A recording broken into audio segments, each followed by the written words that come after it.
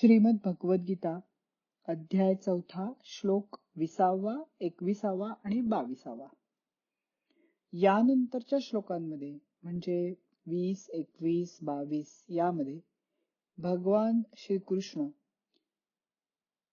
क्रमाने ब्रह्मज्ञानी गृहस्थ, पूर्णपणे संन्यस्त आणि संसारात जगात वावरणारा संन्यस्त कसा असतो, कसा वागतो ते सांगतात. तर श्लोक 20. त्यक्त्वा कर्मफलासंगम नित्यतृप्तो निराश्रयः कर्मण्यभिप्रवृत्तोऽपि नैव किंचित करोति सः. म्हणजे कर्माच्या फळाची आसक्ती पूर्णपणे सोडून देऊन जो स्वतःच्या स्वरूपात तृप्त असतो तो सगळी कर्म करत असतानाही अलिप्त असतो. त्यामुळे त्यात त्याची मी करता अशी भावनाच उरत नाही. ब्रह्मज्ञानी गृहस्थ कसा असतो त्याचं वर्णन आहे हे. नित्य तृप्तो असं म्हटलंय, म्हणजे सदैव तृप्त, जगातली कुठलीही वस्तू विषय मिळवण्याची किंवा गमावण्याची त्याला आवश्यकताच वाटत नाही. आपण आपल्या स्वरूपात पूर्ण आहोत. त्यामुळे बाह्य यश, संपत्ती, स्तुती या वगैरे यासारख्या गोष्टींची काहीही आसक्ती नसणारा. त्यानंतर त्यक्त्वा कर्मफलासंग असं म्हटलंय. ब्रह्मज्ञान, आत्मज्ञान झालेल्याला कर्म करताना त्यातले वस्तू किंवा विषय म्हणजे उदाहरणार्थ यज्ञातली सगळी सामग्री किंवा प्रत्यक्ष कर्मामध्ये आसक्ती नसते. म्हणजे हे माझं आहे किंवा हे मी करतो आहे. त्यामुळे आपसुकच त्याला कर्मफळातही काही आसक्ती उरत नाही. यानंतर निराश्रय असा शब्द आलाय. म्हणजे तो कुठल्याही वस्तूंवर किंवा विषयांवर म्हणजे ज्ञानेंद्रियांच्या विषयांवर अवलंबून राहत नाही. असा ज्ञानी पुरुष वरवर पाहता अनेक कामं करताना दिसतो, पण मी करता असा भाव नसल्याने कर्मफळाची आसक्ती त्यात नसते. शरीर, मन, इंद्रिय प्रकृतीनुसार कार्य करतायत आणि मी त्याचा साक्षी आहे या ज्ञानात तो स्थिरावलेला असतो. कर्म सुरू असतानाही कर्तेपण मात्र नाहीस होतो. तर हे ब्रह्मज्ञानी गृहस्थाचं वर्णन. यानंतर ब्रह्मज्ञानी संन्यासी कसा वागतो, तर श्लोक 21.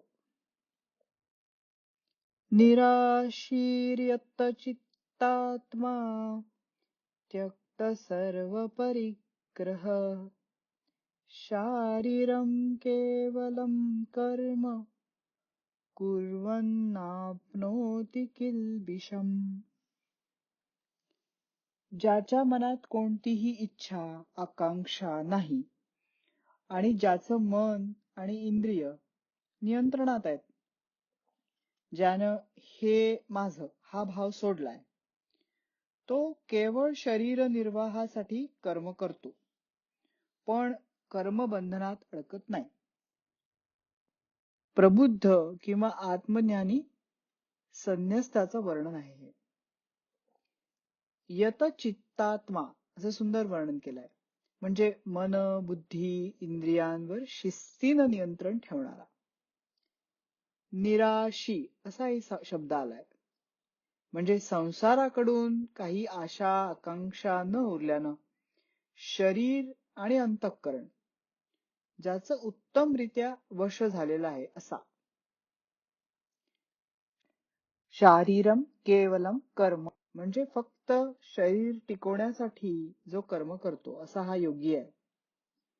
त्या व्यतिरिक्त कुठलाही लोभ, अहंकार नसणारा. त्यामुळे हे कर्म त्याच्या मनावर बंधन निर्माण करत नाही. नापनोति किल्बिषम असं पण म्हटलंय. पापाला प्राप्त होत नाही, कारण हा आशारहित कर्मयोगी कर्म करणं किंवा न करणं याच्याशी मी करता असा संबंध जोडत नाही. आता श्लोक 22.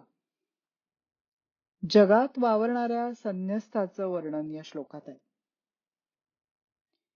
यदृच्छालाभसंतुष्टो द्वन्द्वातीतो विमत्सरः समसिद्धावसिद्धौ च कृत्वापि न निबध्यते.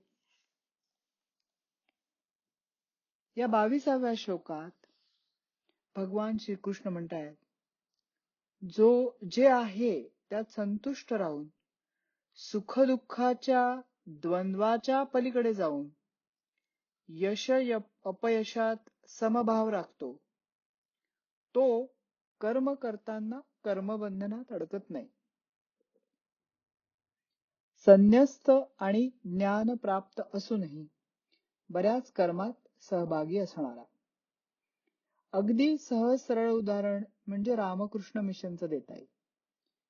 इथे अनेक संन्यासी लोक आपल्याला अविरत सेवा देताना दिसतात.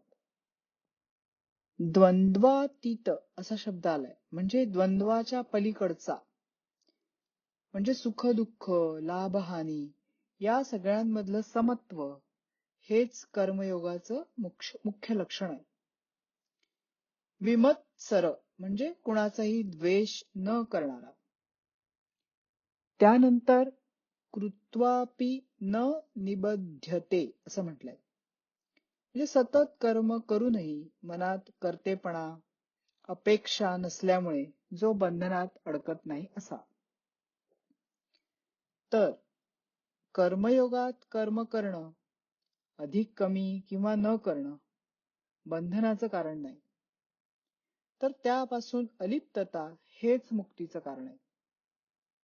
ज्याप्रमाणे नाटकात नट आपलं पात्र योग्यपणे वठवून पूर्णपणे त्या पात्रापासून अलिप्त असतो, त्याप्रमाणे कर्मयोगी आपलं कर्म करून कर्मापासून पूर्णपणे अलिप्त असतो. ओम शांती शांती शांती. हरिः ओम तत्सत.